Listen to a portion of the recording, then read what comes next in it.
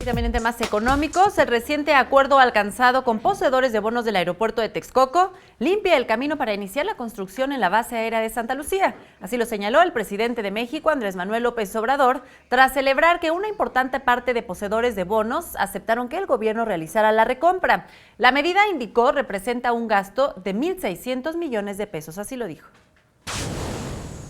Porque aunque se trata de una parte de los bonos, ya va